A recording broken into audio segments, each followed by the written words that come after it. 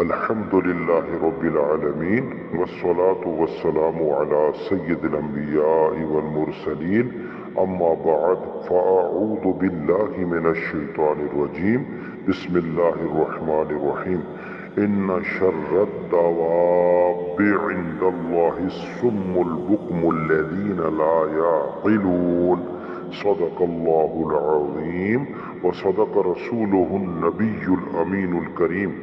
ترجمہ کنز العرفان: بے شک سب جانوروں میں بدتر اللہ کے نزدیک وہ ہیں جو بہرے گونگے ہیں جن کو عقل نہیں۔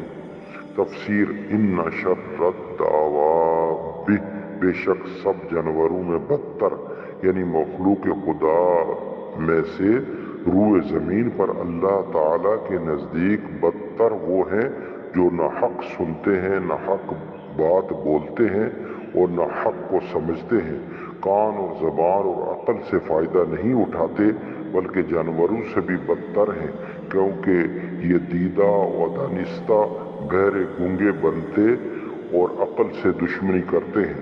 شان نزول: حضرت عبداللہ بن عباس رضی اللہ تعالی عنہما فرماتے ہیں کہ یہ آیت بنی عبدالدار یعنی قصی کے حق میں نازل ہوئی، جو کہتے تھے کہ جو کچھ محمد مصطفیٰ صلی اللہ تعالی علیہ وآلہ وسلم لائے ہم اس سے بہرے گونگے اندھے ہیں۔ یہ سب لوگ